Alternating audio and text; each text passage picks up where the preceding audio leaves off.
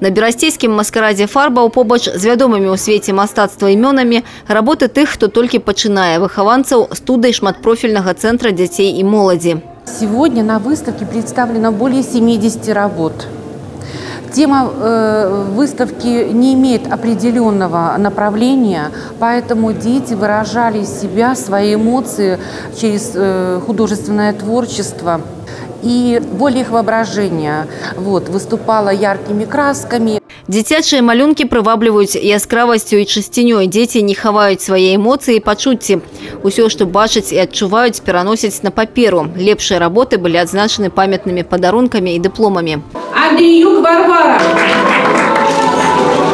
Сегодняшняя выставка, маскарадная выставка, это первые шаги чего-то нового, чего-то сказочного. Этой новой выставкой мы хотим показать все многообразие нашего искусства. Хотим немножко вложить в наше искусство, немножко праздника. На палотнах мастакоў сапраўдны карнавал жанраў і фарбаў. Тут і партрэты цяпло знаёмых вулачак, і экспрэсія экзатычных пейзажаў. Побач з акадэмічнасцю новыя мастацкія ракурсы і прыёмы. Меняется время и меняется и спрос людей. Сейчас Брест, Белоруссия, белорусская культура, она, конечно, претерпевает большие изменения. Если посмотреть на Брест, допустим, лет 20 назад и посмотреть на нынешний Брест, мы видим большие изменения. Міленіум Брэста працягвае натхняць творчых людзей. Наперадзе шмат цікавых сустрэч і адкрыццяў.